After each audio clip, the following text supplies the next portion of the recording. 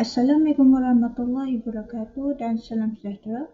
Saya wakil daripada kumpulan 10 akan memulakan pembincangan kami untuk subjek GGGP 222 Psikologi Pendidikan bertajuk Peranan Guru dalam Meraihkan Kecerdasan Pelbagai dalam Kalangan Murid. Baik, pertama sekali saya akan memperkenalkan ahli kumpulan kami bermula daripada saya, Nur Akilah binti Yaakob, nombor medik P132791, Nur Akilah binti Syawal, nombor medik P136432, Aisyata Ashikin binti Zulkifli, nombor metrik P136406, Amirul Adha bin Abdullah, nombor metrik P136781, Syafina Wahab, nombor metrik P136808, Muhammad Nur Amirul Syafiq bin Zailin, nombor metrik P136788, dan akhir sekali Muhammad Hazman Afiq bin Muhammad Hasti, nombor metrik P137238. Seterusnya ialah pembincangan mengenai pengenalan tajuk yang telah kami pilih. Assalamualaikum warahmatullahi wabarakatuh dan salam sejahtera. Saya Nur Akilah binti Yaakob, nombor metrik P132791, dan saya akan memulakan pembincangan kami yang berkenaan peranan murid dalam meningkatkan kecerdasan pelbagai dalam kalangan murid. Pertama sekali, saya akan menerangkan kecerdasan dalam kawasan bahasa dan pustaka, iaitu kesempurnaan akal seperti berfikir, mengerti dan lain-lain. Kita boleh lihat kecerdasan seorang murid dari prestasi mereka dalam peperiksaan. Tetapi itu adalah seorang murid. Setiap murid mempunyai tahap kecerdasan yang berbeza. Jadi itu sudah menjadi tanggungjawab seorang murid untuk mereka peranan mereka membantu murid-murid menerima pembelajaran yang lebih efektif untuk melahirkan insan-insan yang menepati falsafah pendidikan kebangsaan, iaitu melahirkan golongan manusia yang sempurna dari segi rohani, jasmani, intelek dan sosial. Menurut seorang tokoh Gardner pada tahun 1983, beliau menerangkan kecerdasan pelbagai, iaitu kemahiran manusia untuk menyelesaikan masalah sesuai dengan masa dan tempat untuk menghasilkan output yang efektif. Ini bermakna seorang murid-murid menerima stimulus daripada persekitaran dan mentor seperti guru untuk menerima maklumat dalam diri mereka, mentafsir maklumat-maklumat tersebut dan mempraktikkan maklumat itu dalam kehidupan seharian. Oleh itu, guru memainkan peranan yang sangat penting untuk menghasilkan kecerdasan yang pelbagai. Terima kasih kepada Akilah. Assalamualaikum doktor dan juga rakan-rakan. Saya akan sambung, saya Hazman, saya akan sambung presentation ni kepada topik yang seterusnya, iaitu teori keberkesanan. Teori kecerdasan kepelbagaian, multiple intelligence. Teori yang kita gunakan adalah teori Garnet 1983. Garnet menyenaraikan ada 9 kecerdasan, iaitu yang pertama adalah linguistik. Linguistik ni adalah individu yang menggunakan perkataan yang berkesan dalam lisan dan penulisan. Maksudnya murid yang ada kecerdasan linguistik ni, dia dia boleh berkomunikasi secara berkesan melalui aktiviti mendengar, bertutur, membaca, menulis dan menghubungkaitkan untuk menyelesaikan sesuatu masalah. Ini kira common kecerdasan lah. Maksudnya semua orang belajar dengan mendengar, lepas tu menulis, lepas tu dengan tulisan tu dia boleh manipulate, dia boleh gunakan balik untuk menyelesaikan masalah. Yang kedua adalah logik matematik. Kecerdasan ni membolehkan murid menyelesaikan masalah ataupun perkara yang lebih terperinci ataupun detail. Kecerdasan ni, individu yang ada kecerdasan ni cekap dalam mengira, mampu membezakan dengan baik dan menyelesaikan masalah nombor dengan menggunakan komputer. Kecerdasan logik matematik ni, individu yang lebih gemarkan perkara yang logik daripada perkara yang dia tak nampak. Contohnya kalau tanya dia 2 tambah 2 4, dia akan tanya kenapa 4, apa logiknya 4. So kita tunjukkan 2 biji apple tambah 2 biji apple sama dengan 4 biji apple lah. Dia nak nampakkan perkara tu. Okey, seterusnya adalah kecerdasan ruang ataupun visual ruang. Okey, kecerdasan ni murid berkebolehan mengesan dan menggambarkan bentuk ruang warna garisan, termasuklah kebolehan mempersembahkan visual ruang, idea visual dan ruang secara grafik. Murid juga boleh membayangkan lukisan dalam minda dan menzahirkannya, lebih kepada imajinasi dan juga imajinasi dan menzahirkan lah. Maksudnya dia boleh buat tanpa ada perancangan. Dia, individu ni lebih kepada seni. Maksudnya dalam seni tu kan tak ada yang salah, tak ada yang betul, as long idea tu ada dan dia boleh selesaikan masalah dengan ruang dia lah. Okey, yang ketiga adalah kinestetik. Kinestetik ni adalah pergerakan ataupun fizikal kecerdasan menggunakan badan untuk menyatakan idea, perasaan dan untuk menyelesaikan masalah, termasuk kemahiran fizikal. Okey, sebagai contoh Datuk Lee Chong Wei bersukan. Jadinya dengan teknik ataupun pergerakan tangan dia tu, dia boleh simpan memori di mana corak tangan ni untuk serve untuk buat pukulan. Jadinya kecerdasan yang dia ada adalah dalam bentuk kinestetik, iaitu memori badan dia. Okey, seterusnya adalah kecerdasan muzik. Kebolehan mengesan rima, nada dan melodi, termasuk kemahiran mengenal lagu, mengubah tempo dan irama dalam melodi yang mudah. Seseorang yang mempunyai kecerdasan ini juga sensitif kepada bunyi seperti suara manusia dan alat muzik. Contohnya P. Ramlee mengubah lagu mengikut apa perasaan dia. Kalau perasaan dia sedih, dia boleh buat lagu sampai orang pun rasa sedih bila dengar. Contohnya macam tu. Okey, seterusnya adalah kecerdasan interpersonal. Interpersonal ni seseorang yang mempunyai kecerdasan dalam menilai ataupun memahami perasaan, motivasi, tabiat serta hasrat orang lain. Okey, orang lain. Yang seterusnya adalah interpersonal. Intrapersonal ni bertentangan dengan interpersonal. Okey, intrapersonal ni kebolehan memahami diri sendiri dari segi kekuatan, kelemahan, hasrat dan keinginan, termasuk kemahiran membandingkan diri sendiri dengan orang lain. Maksudnya dia boleh nampak kelemahan dan kekuatan diri dia dan digunakan untuk menyelesaikan masalah. Seterusnya adalah naturalistik. Okey, kecerdasan naturalistik ni adalah kebolehan mengenal, mengklasifikasi dan menghargai tumbuh-tumbuhan, bahan galian dan haiwan, termasuk batu-batuan dan rumput, rumpai serta semua jenis alam flora dan fauna. Selalunya orang yang bekerja dengan alam macam zoologi ataupun nelayan, dia punya kebolehan adalah membaca alam. Contohnya dia tengok hujan lebat, dia tahu ikan tak ada. Ataupun dia tengok air kuat, air laju, jadinya ikan tak ada kat sini, ada kat air perlahan dekat sebelah sana. Contohnya macam tu. So itu kecerdasan lebih nature lah, naturalistic. Okay. Yang terakhir adalah spiritual intelligence, kecerdasan spiritual. Okay, ni lebih cenderung, individu ini lebih cenderung untuk bertanya mengenai segala kejadian kewujudan manusia, erti kehidupan, mengapa manusia mengalami kematian dan juga realiti yang dihadapi oleh manusia dalam kehidupan.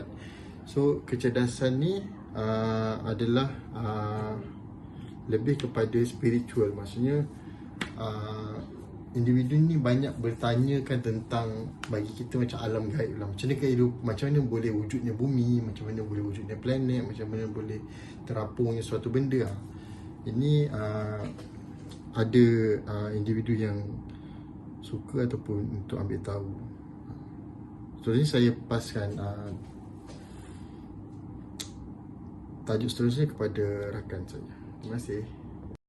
Okey, yang seterusnya adalah mengenai isu yang diketengahkan dalam meraihkan kecerdasan pelbagai murid. Yang pertama, pendidik tidak memiliki pengetahuan untuk meraihkan kecerdasan pelbagai dalam kalangan murid. Seperti kita tahu, guru yang berkualiti dan berintegriti seharusnya memiliki pengetahuan yang luas dan mendalam tentang aspek bidang pengajaran serta pembelajaran yang sesuai dengan tahap kebolehan murid yang diajar.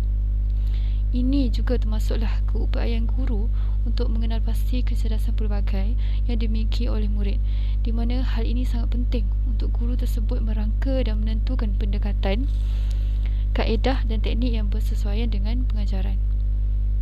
Jadi, jika guru tersebut menghadapi masalah untuk mengenal pasti murid yang mempunyai tahap kecerdasan yang pelbagai, pastinya ia akan memberi impak terhadap proses pengajaran dan pembelajaran. Yang kedua, pendidik tidak diberi pendedahan tentang bagaimana mengendalikan atau meraihkan tahap perbezaan kecerdasan dalam kalangan murid. Kementerian Pelajaran Malaysia (KPM) merupakan pihak yang berkuasa untuk menyediakan sistem pendidikan yang terbaik.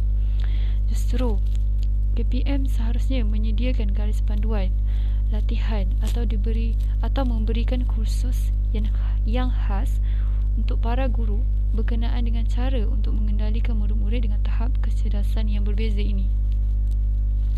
Jika tidak, berkemungkinan guru-guru ini tidak mampu untuk menjalankan sesi pengajaran dan pembelajaran dengan cemerlang dan efektif. KPM juga perlu memainkan peranan bagi menyediakan platform atau medium yang dapat digunakan oleh para guru untuk memperbaiki dan meningkatkan mutu pengajaran yang seterusnya akan memberi impak kepada tahap pembelajaran murid.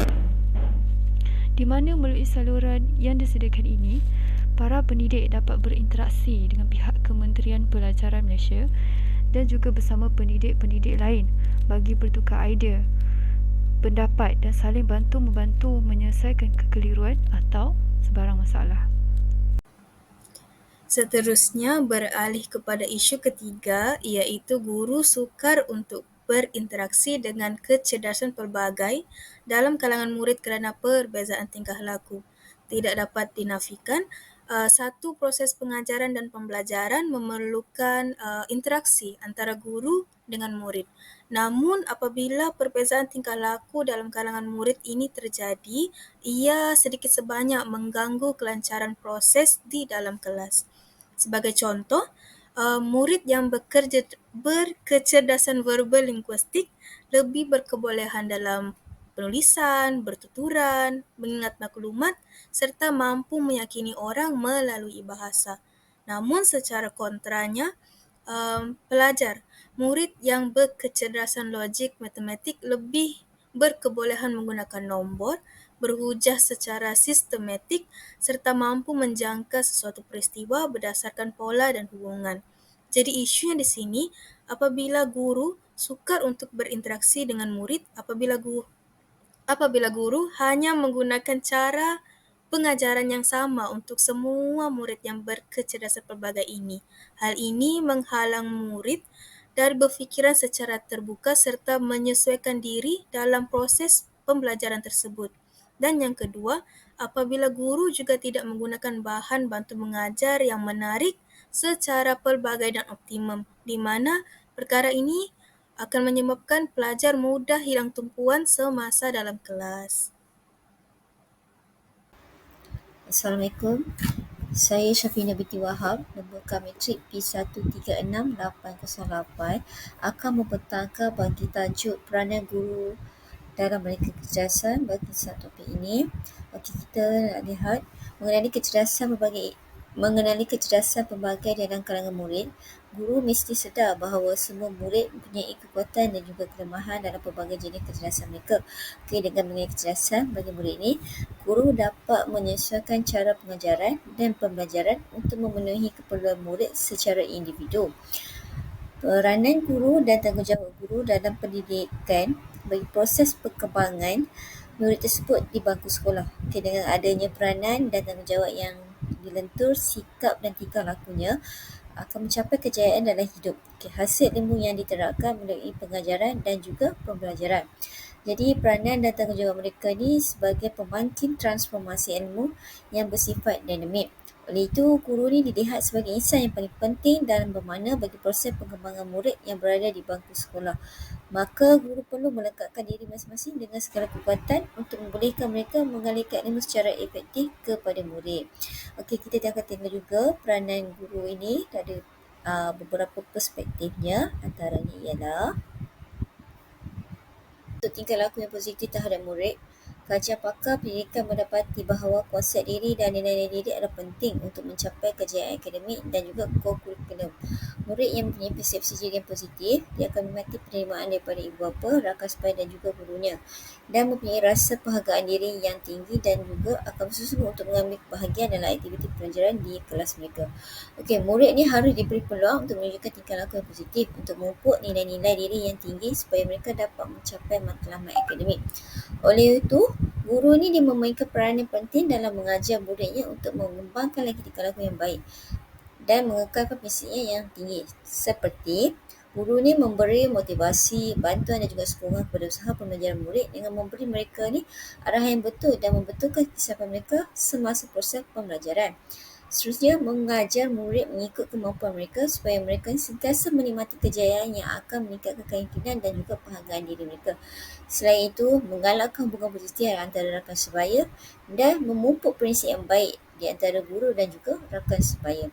Okey, kita lihat dulu pula peranan guru ni dalam proses pengajaran dan juga pembelajaran iaitu PDP. Guru ni perlu menyesuaikan pedagogi mereka untuk memenuhi kecerdasan pelbagai murid.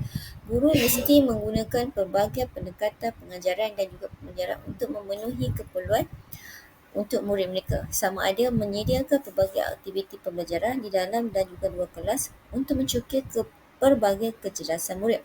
Okey, dalam satu pendekatan pengajaran dalam bilik ialah pedagogi berbeza menyebabkan pengubahan kandungan isi pelajaran iaitu strategi pengajaran yang pelbagai serta produk ataupun hasil kemahiran pelajar berdasarkan kepada kebolehan mereka dan juga persekitaran mereka iaitu merujuk kepada persekitaran kelas yang baik. Dan juga, dalam pendidikan abad 21 ni, guru ni bertanggungjawab untuk membantu murid mereka belajar. Guru mewujudkan persekitaran kelas yang positif dan produktif di mana murid ni perlu dibentuk mengikut kebolehan mereka itu untuk masa depan. Dengan kata lain, ialah untuk menghasilkan murid yang mempunyai kemahiran berfikir aras tinggi ni, kemahiran berkomunikasi yang baik dan juga pengetahuan teknologi. Oleh itu, guru ni dia mesti mengetahui tentang penggunaan teknologi yang terkini. Memang tidak dapat dinafikan lagi, teknologi terkini merupakan salah satu ciri penting bagi guru pada abad ke-21. Selain daripada itu, murid ini memang mahir dengan penggunaan gadget dan juga pelbagai alat elektronik lain. Jadi guru ni perlu seiring dalam penggunaan kelebihan untuk menarik minat para pelajar. Pembelajaran yang menggunakan LCD ni ataupun game dan aplikasi mobile sudah tentu membawa kelainan kepada suasana pembelajaran di dalam kelas. Agar mereka dapat melahirkan generasi yang berakhlak tinggi, mulia dan juga berpengetahuan tinggi. Kita seterusnya peranan guru dari sudut persepsi yang lain ialah tersambung. Assalamualaikum warahmatullahi wabarakatuh. Nama saya Muhammad Nur Amir Syafiq bin Zaidin, nombor metrik P136-788. InsyaAllah saya akan membentangkan peranan guru dalam meraihkan kecerdasan pelbagai dalam kalangan murid. 4.3, peranan guru yang pertama ialah memberikan sokongan dan penghargaan dalam memperbaiki kecerdasan murid, iaitu guru mestilah memotivasikan murid untuk memperbaiki setiap kecerdasan tanpa mengira kekuatan ataupun kelemahan murid itu sendiri. Dan yang kedua, guru mestilah memberikan penghargaan atas kejayaan murid dalam setiap kecerdasan. Dalam konteks dunia pendidikan, guru yang kerap mengekspresikan penghargaan dapat memberi motivasi kepada pelajar untuk memperbaharui semangat dan mendorong keinginan murid itu dalam menambah ilmu. Penghargaan boleh ditunjukkan dengan pelbagai cara, antaranya ialah penghargaan dalam bentuk pujian atau penghargaan dalam bentuk doa. Akan tetapi memfasilitasikan penghargaan dalam kehidupan, terutamanya dalam sesi pembelajaran dan pengajaran, bukanlah tujuan yang utama, namun ia merupakan alat membangkitkan motivasi dan boleh mencongkil potensi murid itu sendiri. Seterusnya, saya akan masuk pada peranan guru 4.4, iaitu guru perlu melibatkan semua murid untuk menyertai aktiviti kerjasama dalam kelas. Okey, yang pertama, murid perlu bersifat kooperatif, saling membantu dalam kumpulan, di mana murid perlu saling membantu dalam kumpulan bagi menyelesaikan sesuatu tugasan ataupun masalah. Semasa menjalankan tugasan atau menyelesaikan sesuatu masalah, setiap murid akan berasa bertanggungjawab tentang prestasi diri sendiri dan dapat membantu ahli kumpulan yang lain.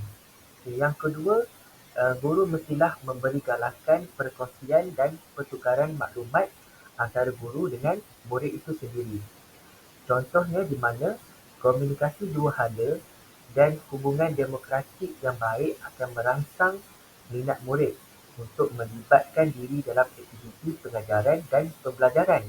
Selain itu, murid juga lebih yakin dan berketerampilan untuk kehadapan, di mana sifat guru yang berjiwa pendidik ini boleh menarik minat murid untuk lagi bekerjasama dan saling bertukar-tukar idea dan pendapat dalam memberikan sesuatu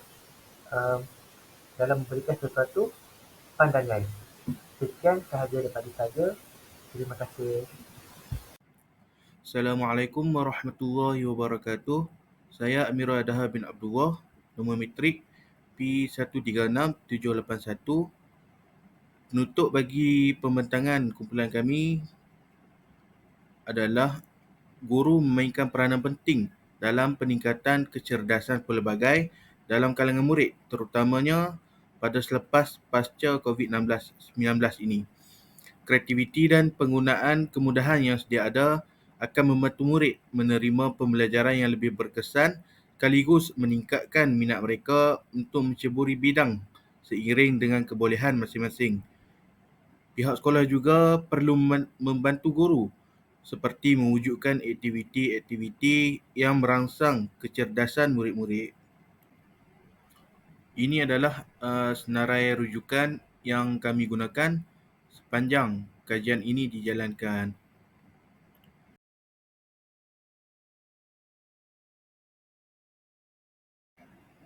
Itu sahaja pembentangan daripada kumpulan kami. Sekian, wabillahi taufiq wal hidayah. Wassalamualaikum warahmatullahi wabarakatuh.